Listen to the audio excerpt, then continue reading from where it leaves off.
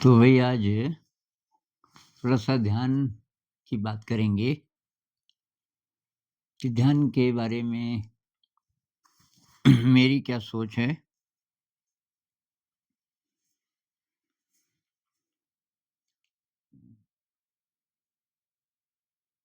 तो कुछ-कुछ चीज़ें जो डिस्ट्रैक्शन है मेरे हिसाब से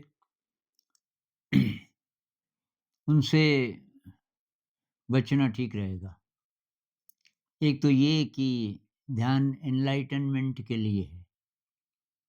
मतलब बहुत लोग ये सवाल पूछते हैं कि ये एनलाइटनमेंट क्या है? वगैरह। एनलाइटनमेंट क्या है इसकी कोई कल्पना होगी आपके मन में। आपको पता तो नहीं है ना कि वो क्या होता होगा। तो उसको एक तरफ रख दो। अच्छा, मोक्ष की प्राप्ति वो भी आपको नहीं पता कि मोक्ष की प्राप्ति क्या? क्या होता होगा उसमें? वो तो हम नहीं जानते। तो ये इन चीज़ों को दिमाग में बिठा के उसपे एनर्जी वेस्ट होती है। अच्छा, ये out of body experience, astral travel, मैं ये नहीं कह रहा कि ये चीज़ें नहीं होती, लेकिन इनके पीछे मत पड़ो। अ, क्योंकि इसमें आपकी एनर्जी वेस्ट होगी। वो सारी एनर्जी अगर आप ये ध्यान पे लगाएँ, तो ज़्यादा प्रगति आपकी होगी। उसी प्रकार से कई लोग ये इसके चक्कर में पड़ जाते हैं, ये चक्र, कुंडलिनी, भई वो जो होना होगा अपने आप होगा, कि मेरी एनर्जी यहाँ तक पहुँच गई, सहस्रार तक पहुँच गई। एक भाई का कमेंट था कि अब मुझे कुछ नहीं, कोई प्रश्न नहीं है, मुझे सब पता चल गया, मेरी एनर्जी वहाँ तक पहुँच गई। कोई भी जिसको हम स्पेशल एक्सपीरियंस बोलते हैं कि ब्लिस का अनुभव, ये, वो, उन सबको एक तरफ रख दो। ध्यान का इस इन चीज़ों से कोई डायरेक्ट रिलेशनशिप नहीं है। ये तो पावर ट्रिप है एक प्रकार से, कि मेरे को अच्छा लगे। ये ब्लिस की फीलिंग जो है ना, ये वैसे ही है जैसे ड्रग्स की लत इसीलिए तो पड़ती है कि ये डोपामाइन मिलता है। तो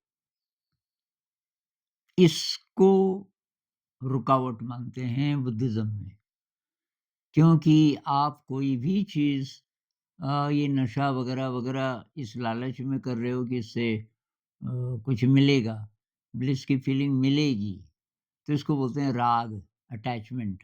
उस चीज़ की क्रेविंग, उस चीज़ की, किसी भी चीज़ की क्रेविंग इसमें बाधा है। तो कैसे पता चलेगा कि ध्यान में आप आगे बढ़ रहे हो कि नहीं बढ़ रहे? अच्छा, सिद्धि, कि ये सिद्धि आ जाए मेरे में, भई सिद्धि तो वही है, पावर ट्रिप है। बाहर के जगत में जब हम बोलते हैं कि पैसा ज़्यादा आ जाए, मेरा नाम हो, उसी कैटेगरी में ये भी डिज़ायर है, सिद्धि की। कोई भी डिज़ायर मत करो। तो बुद्धिज़्म के अनुसार जिसको आप एनलाइटनमेंट बोल रहे हो, उसकी पहचान है, अगर आप राग और द्वेष से मुक्त हो गए, और तब इसी से रिलेटेड है, अगर आप तृष्णा से मुक्त हो गए, तो तब आप कह सकते हो। मतलब अ, किसी भी चीज़ के प्रति राग, राग कहते हैं अटैचमेंट, कि ये चाहिए, ये चाहिए, ये चाहिए, ये चाहिए, कुछ नहीं चाहिए आपको, और ये नहीं चाहिए, अ, ये जगह खराब है, ये आदमी खराब है, ये चीज़ नहीं चाहिए, ये नहीं चाहिए, ये भी आपका खत्म हो गया। जो है स्थिति वर्तमान में, आप उसको एक्सेप्ट करना सीख जाओगे। ये बोलते भी है ना कि अ, जैसे राम राखे वैसे ही रहिए, एक्सेप्टेंस, कि जैसी भी परिस्थिति है उससे भागो मत, उससे द्वेष मत करो। तो राग और द्वेष, एक है तृष्णा। तृष्णा में और जिसको हम ये एक प्रकार की ऐसी इच्छा परोपकार की दूसरों के लिए, उसमें फ़र्क है। तृष्णा होती है अपने लिए, अपने ग्रैटिफ़िकेशन के लिए, कि मुझे अच्छा लगे। उसके लिए आप जो भी सोचते हो या करते हो वो भी बाधा है। ये ध्यान में अपने ग्रैटिफ़िकेशन के लिए, अपनी नीड के लिए तो अलग बात है। ज़रूरत है ना, आपको भूख लगी, आपको खाना चाहिए। लेकिन खाना है, अब आपको कुछ और चाहिए। आपको ये क्या होता है, ये पिज़्ज़ा और ऐसी-ऐसी चीज़ चाहिए। तो ये है आपका तृष्णा। तृष्णा, किसी से प्यार हुआ, वो चाहिए, तो तृष्णा की कैटेगरी में आएगा। लेकिन ऐसी वाली डिज़ायर, ऐसी वाली इच्छा जो कि कल्याण के लिए है, आपकी भलाई की, सचमुच भलाई के लिए, ग्रैटिफ़िकेशन के लिए नहीं। तो जैसे आप ये ये डिज़ायर कि मैं गुस्से से मुक्त हो जाऊँ, ये भी एक प्रकार की डिज़ायर है, लेकिन अच्छे के लिए है। क्योंकि गुस्सा नहीं रहेगा तो अ, आप ध्यान ज़्यादा कर पाओगे और आप अच्छा काम कर पाओगे, दूसरों के लिए भी कुछ रिलेशनशिप आपके ठीक रहेंगे, तो दूसरों को तकलीफ़ नहीं दोगे। इस प्रकार की जो इच्छाएँ हैं, या मैं हारमोनियम सीखना चाहता हूँ, किसी को दिखाने के लिए नहीं, बल्कि इसलिए कि वो एक विद्या है और उससे क्या होगा, क्या नहीं होगा, वो भी अलग बात, लेकिन ये अच्छी कैटेगरी में आएगी ये चीज़, कुछ सीखने की इच्छा। बुद्ध भी कहते हैं, नई-नई विद्याएँ सीखते जाओ, जीवन भर। ध्यान तो करो, लेकिन नई-नई विद्याएँ भी सीखते जाओ। तो अब ये चीज़ें आपने एक तरफ रख दी। कोई सिद्धि की कामना नहीं है, कोई एस्ट्रल ट्रैवल की कामना नहीं है। मेरा कोई चक्र खुल जाए, मेरी एनर्जी ऊपर चली जाए, इस तरफ ध्यान नहीं है।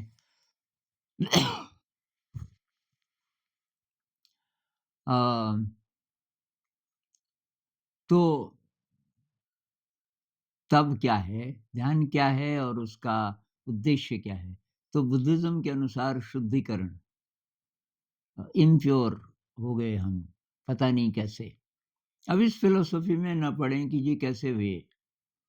मतलब कई लोग कहते हैं कि अब वो पिछला जन्म हम नहीं मानते। भई कुछ ना मानो ना मानो, मानना है ही नहीं, हमें नहीं पता, हमें नहीं पता, लेकिन मैं अशुद्ध हूँ, ये तो मानते हो ना, ये मानने की ज़रूरत क्या है? ये तो अनुभव है हमारा कि भई अशुद्ध तो हैं, इम्प्योर हैं।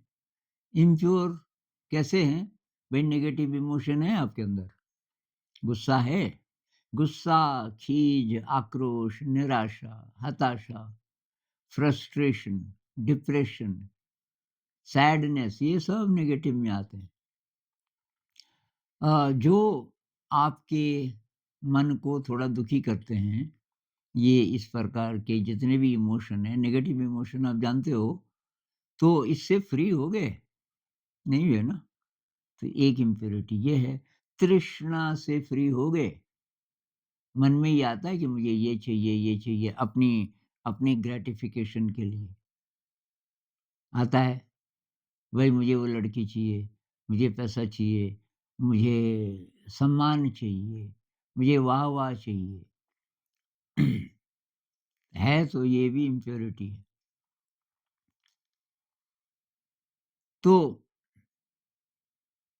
अब कैसे पता चलेगा कि मैं प्योर हो रहा हूँ? मान लीजिए ये चीज़ें कम हो रही हैं, मुझे पता चल गया, मेरा गुस्सा कम हो रहा है, मैं ध्यान का अभ्यास कर रहा हूँ कुछ सालों से और पहले बहुत गुस्सा आता था, अब ज़रा कम हो गया। वर्ल्डली डिज़ायर्स कम होने लग गई। अब भई ये 2 प्रकार की चीज़ें हैं। एक तो है नीड, ज़रूरत, रोटी चाहिए, कपड़ा चाहिए, मकान चाहिए, मेरा परिवार है, बच्चे हैं, बीवी है, माता-पिता हैं, भाई-बहन हैं, उन सबके लिए साधन चाहिए, कोई स्कूल कॉलेज में अब मेरा बेटा मान लीजिए कि वो बड़े कॉलेज में पढ़ना चाह रहा है और वो उसमें फ़ीस ज़्यादा है तो वो भी चाहिए। इस प्रकार की जितनी चीज़ें हैं ये तो हुई नीड, ज़रूरत। तो ये तो चाहिए भई हमें हमें बाहर की दुनिया से जिस तरीके से हवा चाहिए साँस लेने के लिए, पानी चाहिए इत्यादि। लेकिन साइकोलॉजिकल नीड वो है गड़बड़, वो है इम्प्योरिटी। साइकोलॉजिकल मतलब फिज़िकली सब कुछ है। रोटी है, कपड़ा है, मकान है, पैसे हैं। मैं बेटा जहाँ जाना चाहता है, बेटी जहाँ पढ़ना चाहती है, पैसे हैं। मेरे पास गाड़ी भी है, दिखाने के लिए नहीं, उसकी ज़रूरत है। थोड़ा उससे मदद मिलती है इत्यादि। वो तो है, लेकिन अब साइकोलॉजिकल कि मेरे पास वो वाला मॉडल होता है ना कार का, तब मज़ा आता। तब मेरे ऑफ़िस में भी लोग बोलते हैं, मैं गाड़ी से उतरता, वाह जी वाह! ये है मैल, ये है इम्प्योरिटी, ये साइकोलॉजिकल इसकी ज़रूरत नहीं है आपको। तो ये आप अपनी डेफ़िनिशन को इम्प्रूव करने के लिए कि जब लोग बोलेंगे, जब जब ये ख़्याल आता है कि लोग बोलेंगे कि मैं बड़ा आदमी हूँ, तो वो इम्प्योरिटी है और वो आपको पीछे ले जाएगा, आगे नहीं बढ़ने देगा ध्यान में। तो लोग क्या सोचेंगे, लोग क्या कहेंगे, उसको एक तरफ रख दो, उससे कोई मतलब है ही नहीं। और बाकी ये हम ये नहीं चाहते कि कोई हमारी बेइज़्ज़ती करता रहे इत्यादि, इत्यादि, तो थोड़ा बच के तो रहना पड़ेगा। ऐसा काम ना करें, प्रोवोक ना करें लोगों को। अ,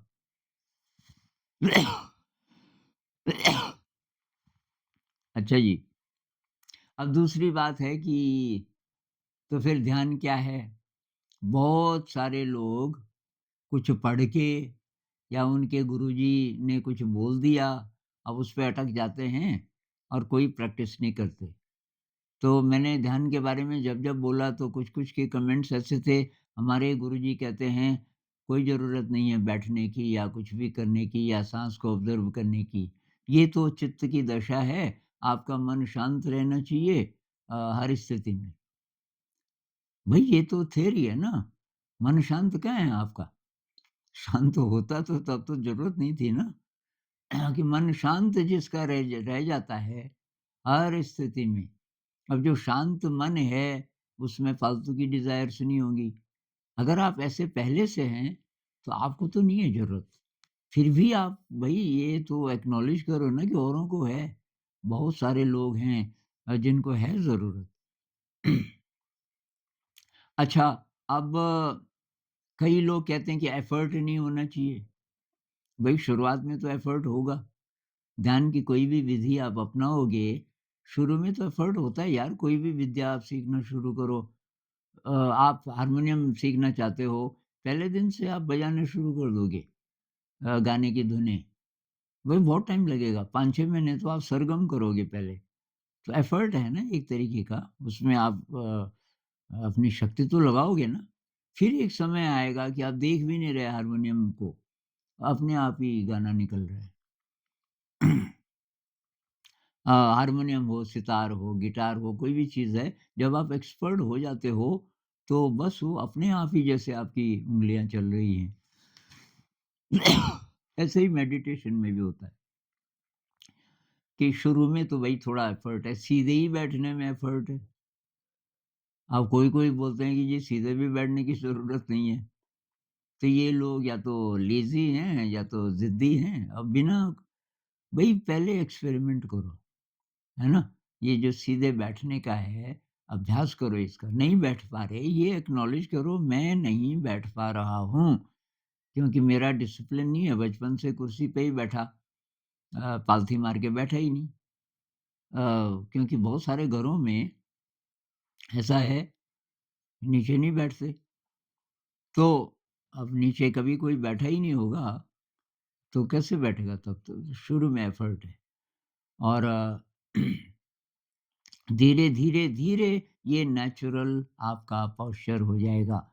पढ़ाई-लिखाई के लिए भी और ख़ासकर ध्यान के लिए ये जो पालथी मार के जो बैठते हैं, तो ये आपका नेचुरल पोस्चर हो जाएगा क्योंकि ये सबसे ज़्यादा सुविधाजनक है, ध्यान के लिए, पढ़ाई-लिखाई के लिए भी क्योंकि अलर्टनेस ज़्यादा रहती है। आपका स्पाइन जब ठीक इरेक्ट है, सीधा है, रीढ़ की हड्डी, तो ब्लड सर्कुलेशन अच्छा रहता है।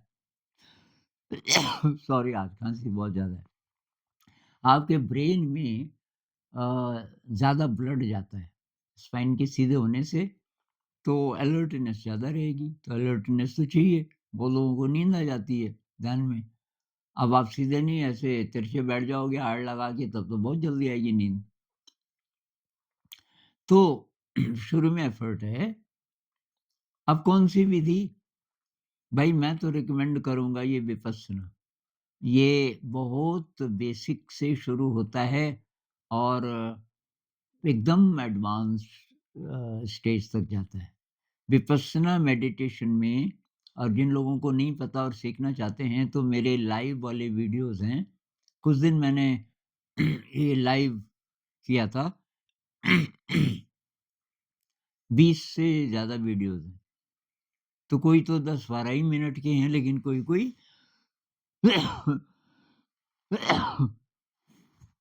कोई-कोई 40 मिनट तक के भी हैं। उनकी मदद आप ले सकते हो अगर आप पहली बार कर रहे हो। और विपस्सना का एक 10 डे कोर्स भी होता है। तो भारत के 100 से ज़्यादा शहरों में होता है, फ्री होता है 10 दिन, बहुत बढ़िया भोजन और रहने की सुविधा और बहुत बढ़िया सिखाते हैं। 10 दिन में 100 घंटा आप सिटिंग करते हैं, तो वो कर लीजिए और